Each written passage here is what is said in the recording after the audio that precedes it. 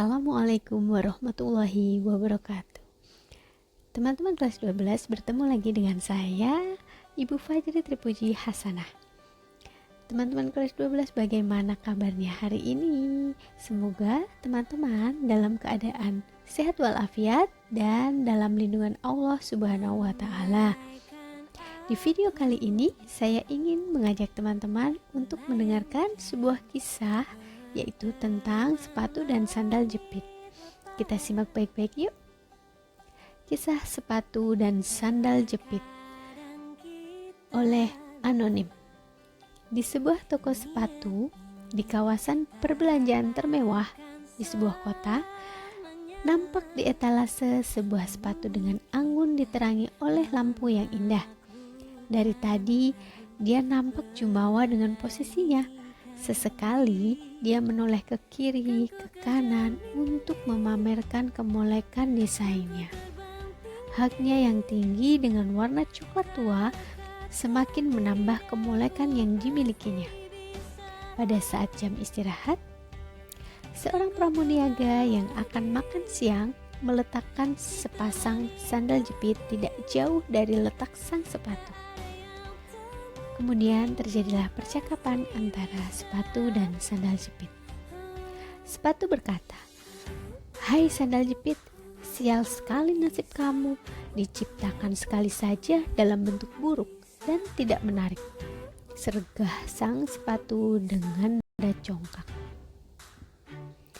Sandal jepit hanya terdiam dan melemparkan sebuah senyum persahabatan. Apa menariknya menjadi sandal jepit?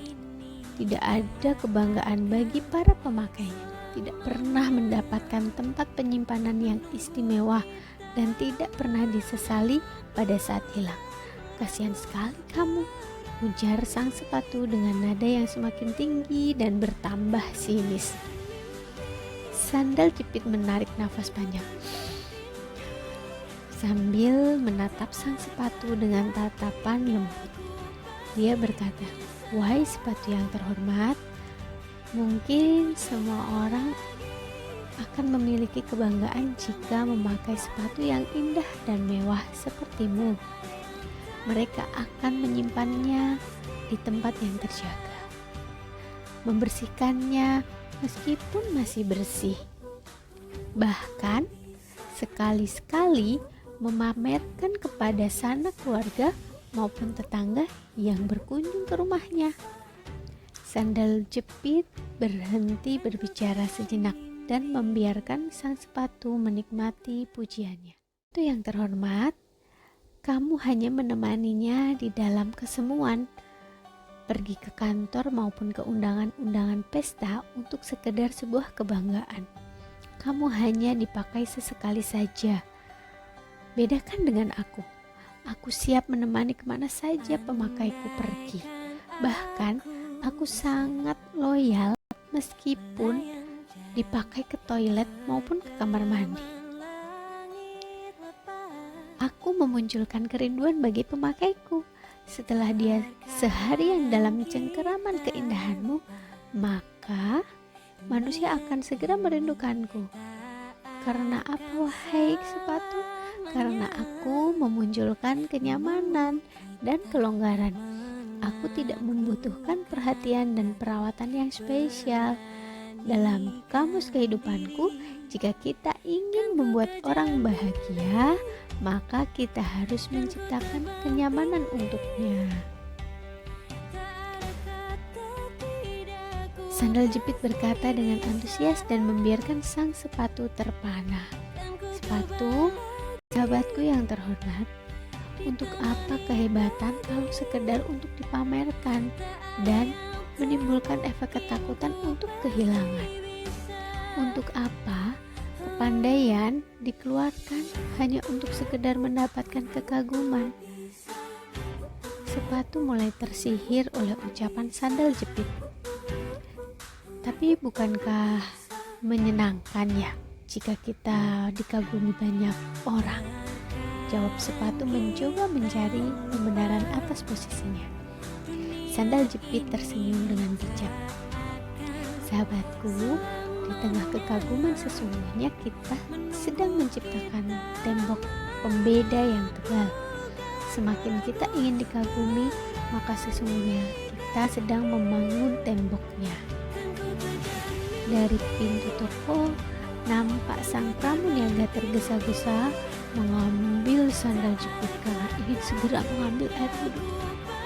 Sambil tersenyum bahagia, sandal jepit berbisik pada sang sepatu, "Lihat sahabatku, bahkan untuk berbuat kebaikan pun manusia mengajakku dan meninggalkanmu."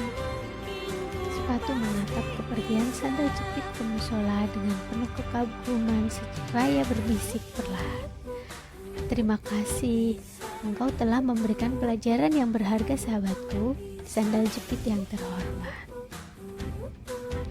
Dari kisah tadi di atas, dari kisah tadi yang sudah kita dengarkan, ada pesan yang bisa kita tarik untuk bisa kita jadikan pedoman dalam menghadapi kehidupan sehari-hari, yaitu pesan dalam kisah ini mengajak kita untuk tidak terlena dengan sebuah kesemuan dunia, dengan sebuah kehebatan-kehebatan yang kita miliki, karena hakikatnya hidup adalah kita memiliki peran dan manfaat dalam mengisi kehidupan kita agar mendapatkan rasa aman, rasa nyaman.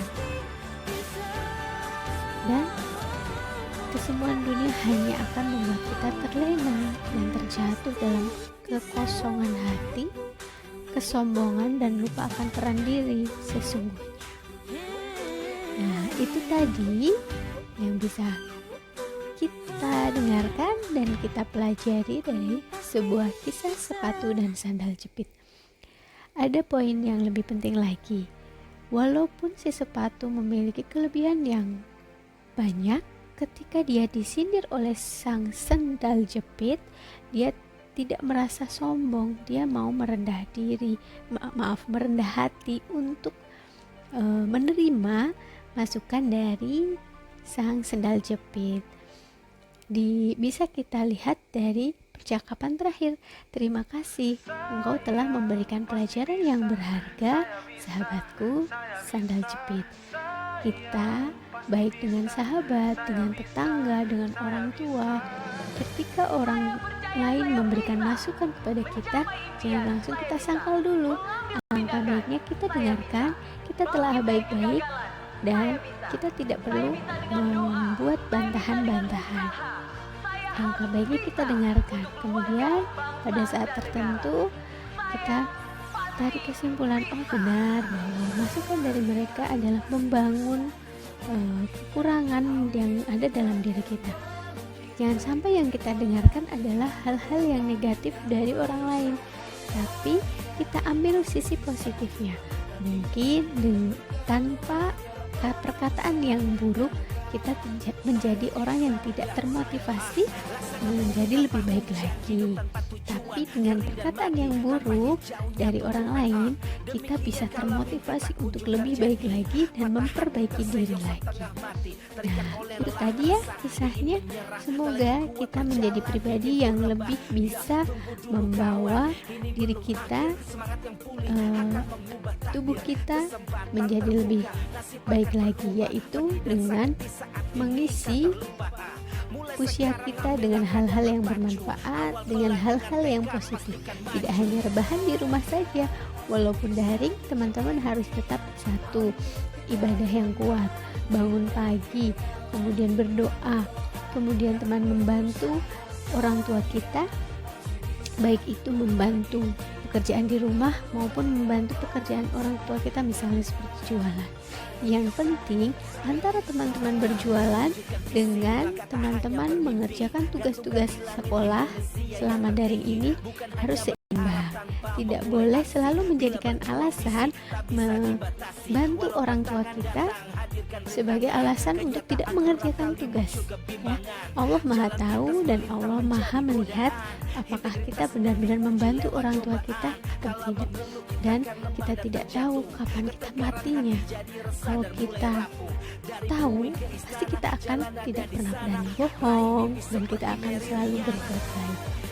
Maka dari itu, karena kita tidak tahu kapan kita mati, kita harus selalu berbuat jujur dan berbuat baik, baik itu dengan guru kamu, dengan tetangga kamu, dengan adik kamu, apalagi dengan orang tua kita.